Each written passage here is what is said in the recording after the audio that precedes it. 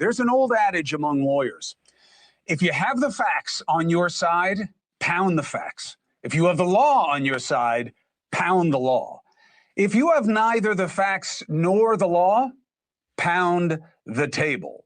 That is why CNN's resident megalomaniac, Scott Jennings, did what we all saw when he was getting called out for the nonsense being peddled about the war from the administration. Remember this?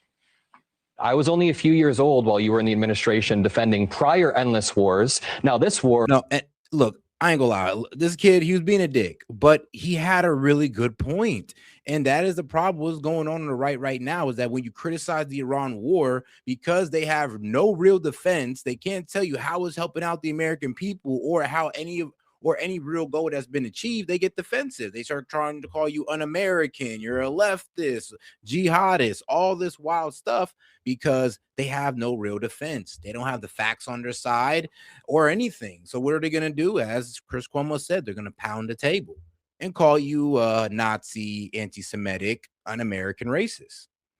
Is failing. 8 weeks is endless to you? Okay, you said it was going to be 4 to 6 weeks. You have the attention span of a gnat? Homie, I debated you on TV 4 to 6 weeks ago, and you said we were weeks away from it. Now you're making condescending remarks because you can't defend the fact that this war is not going your way. Wait, one more time. Not going your way. One political concession. Name one political concession. Hey, whoa. Honestly, I'm not going to have this guy's everybody, in my face. Now, when this happened, I asked, what 48-year-old man talks to a kid 25 years younger than him like that? I mean, one who's got nothing else. And one who did work for the Bush administration that sold us the BS about weapons of mass destruction in Iraq. You think he would have some type of shame, but there's no shame in the game. And he knows how to play the rage bait game. Now, some of you will say, no, take it easy. He's a good guy, and you're Italian, so you're too comfortable with the hands, but the hands were just too much for the genteel Jennings. But I believe Jennings is just fine with gesticulating. He just couldn't handle what came along with it. My proof? Jennings himself did the same thing Mockler did to him to another guest. And here are the receipts. Are there any lies that Donald Trump tells that you are disturbed by? I don't want any politician to lie ever. What is a lie that Donald Trump Look, first of all, I don't answer to you, and I don't answer to you. That's number one. Number two, it is my sincere. Well, I don't answer to these two guys. You put your finger in my face and you were aggressive and you said you don't answer. Let me ask you a question, though. I don't. You don't ask me a question. I thought you told us, Abby, that we all should speak among each other, not wait for you. And if it's all right, you're going to ask me for my number after hang the on, show? Scott and Michael. Brother, don't start. In the spirit of conversation at the table, we're gonna. Okay.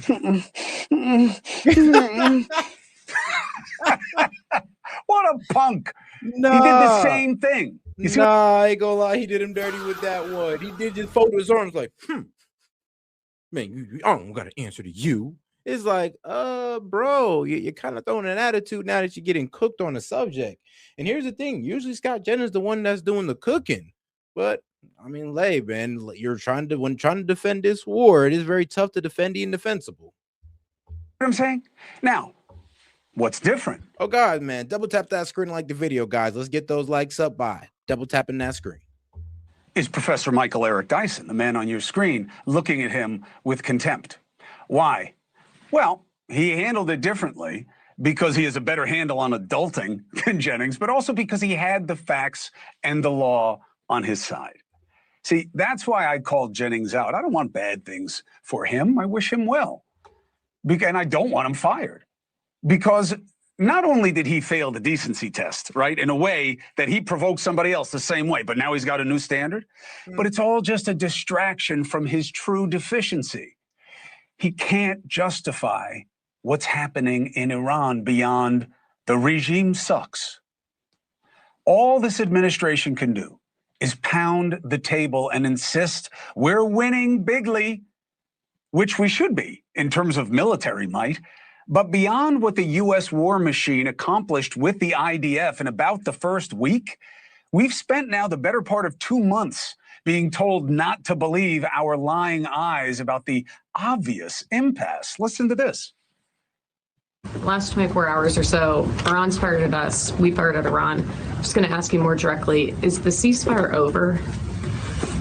No, the ceasefire is not over. Ultimately, this is a separate and distinct project, and we expected there would be some churn with the ceasefire. The clock stops. If it were to restart, that would be the president's decision. So they're firing on you, you're firing on them, but it's a ceasefire because it's a separate component. It's a ceasefire. The ceasefire, it's ceasefire. But they shot, but you're shooting, but the blockade, ceasefire. Yeah. To quote the Princess Bride. No, which is wild. Like, we did shoot at a ship, and these guys are shooting at the UAE, and, you know, we're shooting at the boats, and we're shooting at the boats in the Strait of Hormuz that are Iranian. So does that really sound like a ceasefire to you? It sounds like a whole lot of firing going on. He keeps on using that word. I do not think it means what he thinks it means, because a ceasefire is just what it sounds like. Any firing shows a lack of cessation, okay? Now, those are the facts. The law, even if there were a ceasefire, okay? Show me where in the War Powers Resolution it says the president gets to decide to pause the 60-day clock. It doesn't, anywhere. Show me where it says that a ceasefire even pauses the clock. Nowhere. The words are not in the statute because it's not a thing. But of course, the majority in Congress are just MAGA minions for the most part. So instead of enforcing the law that they have a constitutional duty to enforce, they took a vacation. So as a result, instead of Congress doing its job and voting potentially to hold military action until there's a strategy articulated, or maybe a negotiation or diplomatic strategy that makes sense. Instead of that, now there may be another round of bombing. Well, that can't be bad, can it? Well, I don't know. How many innocent people will die? What may happen to American troops? What will it cost? Without any real sense that it will make anything better, how can we allow any of this? After all, we've already sent tens of thousands of bombs into Iran and killed a bunch of the regime's leaders, and yet we are at an impasse.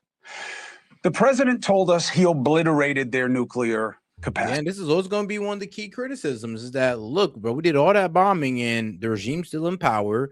They still have control of the Strait of Hormuz. They still have thousands of missiles and drones. Nothing. I mean, and yes, they still got 60% of their Navy, which is just a bunch of damn speedboats. Honestly, we have not completed no goals when it came to this war. And because of that, this is why there's such high criticism, because while there's no goals being completed, we're over here seeing high gas prices.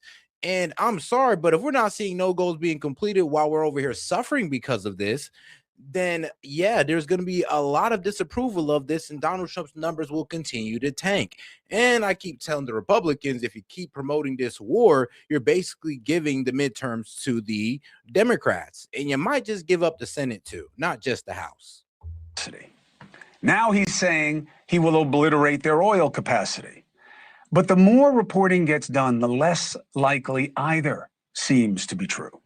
A new report says U.S. intelligence believes, U.S. intelligence, okay, that is the Trump administration, believes that Iran's timeline to produce enough enriched uranium for a nuclear weapon remains unchanged since last year's Operation Midnight Hammer, okay? They think it's going to take them about a year to have enough enriched uranium. Remember, two things. One, having enough enriched uranium is not the same as having a nuke. There is an entire separate set of processes that can go very wrong to getting to a weapon once you have the uranium.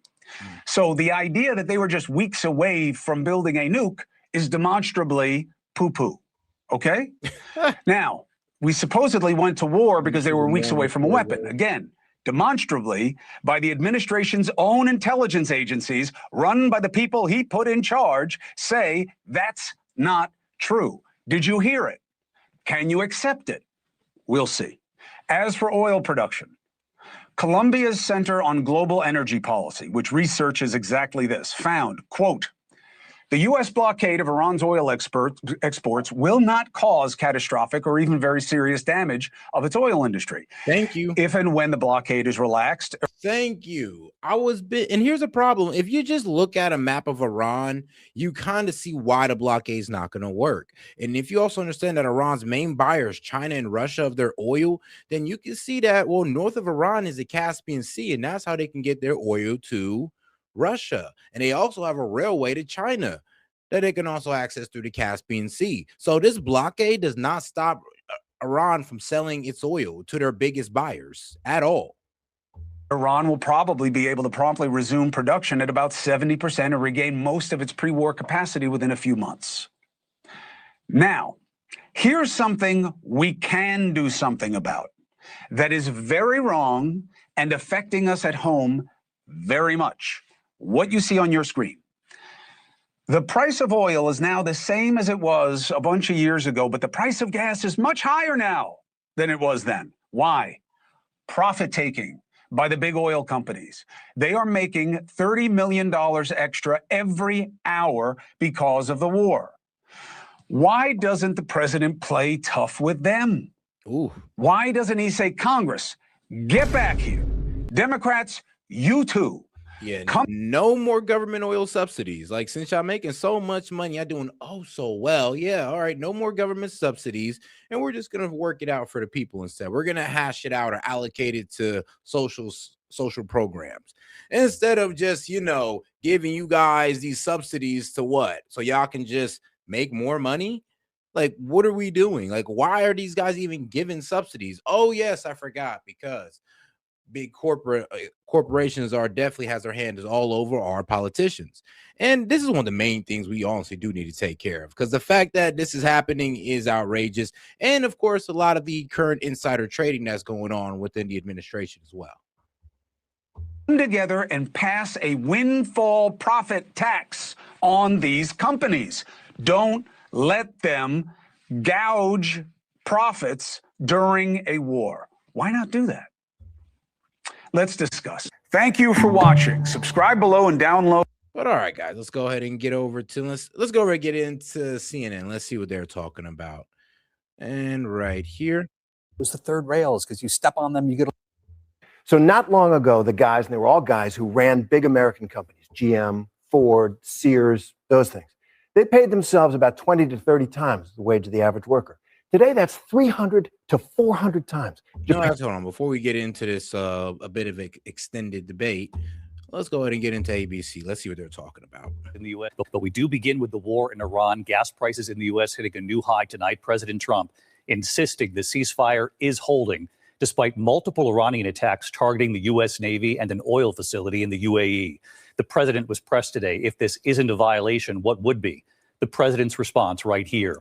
10 weeks into the war, more than 1,500 ships remain stuck outside the Strait of Hormuz, both the U.S. and Iran tonight, claiming the strait is under their control. And what Secretary of State Marco Rubio declared about the war late today. Mary Bruce then asking, what about the nuclear material? Mary, leading us off tonight. Tonight, even as Iran fires missiles and drones at American Navy ships and our ally, the United Arab Emirates, the Trump administration insists the ceasefire is not over. Reporters pressing the president. They've fired at U.S. ships several times in the last 24 hours. What do they need to do to violate the ceasefire? Well, you'll find out, because I'll let you know.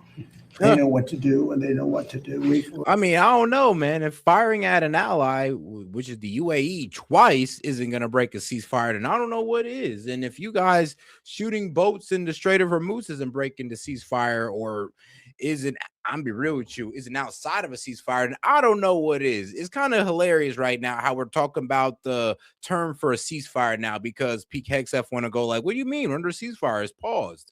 Hold on, but this naval blockade is basically an act of war. And even today, how can we say we're under a ceasefire when shots are being fired?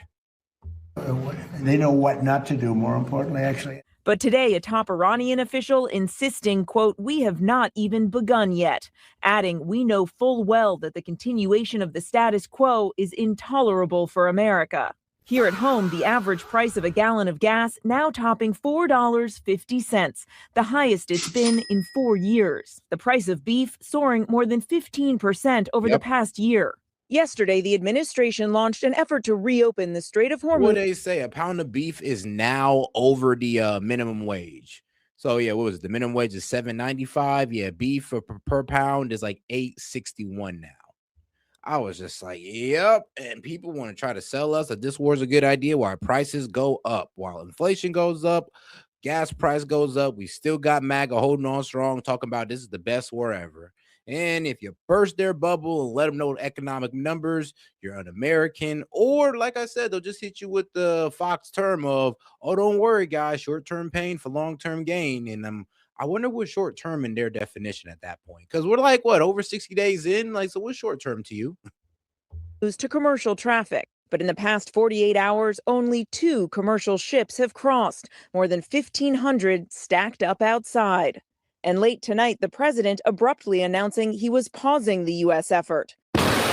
It came after Iran opened fire on some commercial vessels, including American Navy ships, which fired.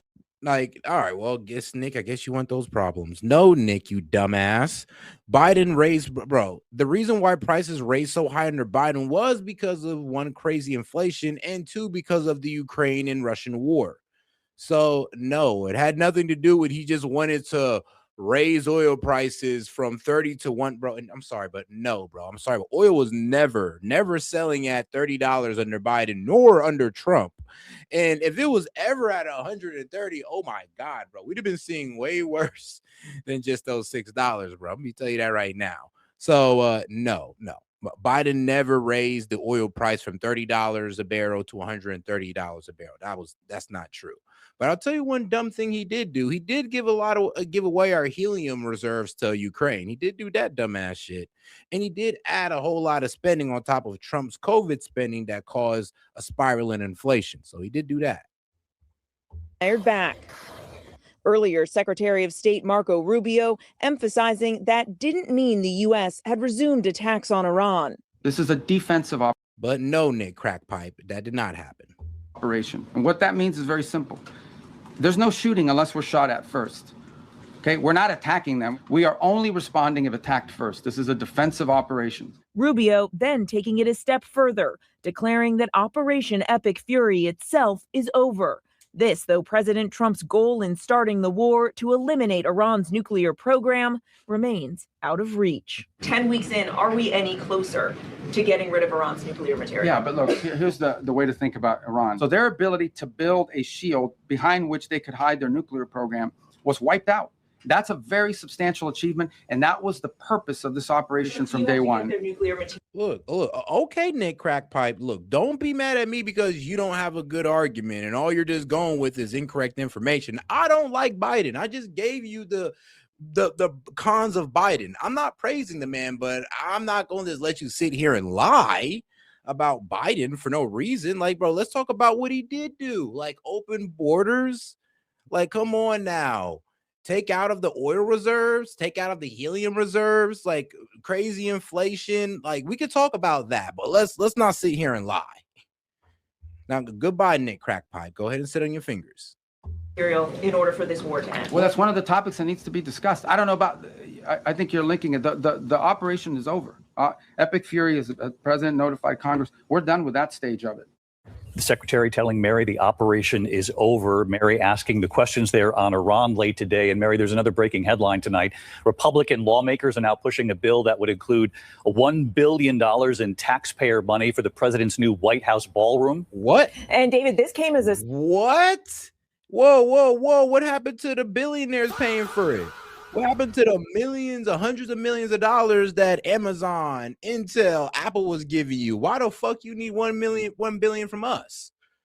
Like, I was cool with it. I was cool with it when it wasn't coming out of the American people's pocket, not 1 cent, and it was coming out of these billionaires' pockets. I was okay with that.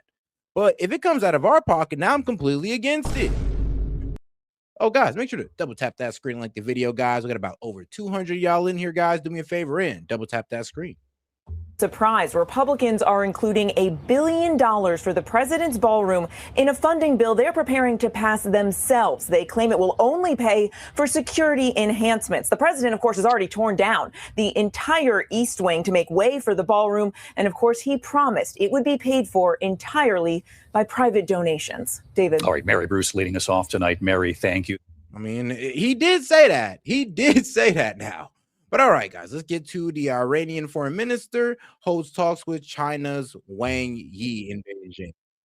Let's get into it. This is a quick little story of concern because it kind of lets you know how China and Iran are working even closer together, especially since this war popped off and sharing intelligence and possibly even weapons. Well, Iran's foreign minister Abbas Araghchi is in Beijing for talks with his Chinese counterpart. The meeting comes 1 week before President Trump is scheduled to visit China. The U.S. is pressing Beijing to help convince Tehran to reopen the Strait of Hormuz. China buys more Iranian oil than any other country, but dueling Iranian and U.S. blockades of the Strait of Hormuz have cut all flows of fuel. Katrina Yu is in Beijing with more on Araghchi's visit. His first in-person visit, although he has spoken to his Chinese counterpart Wang Yi at least 3 times over the telephone since the conflict began.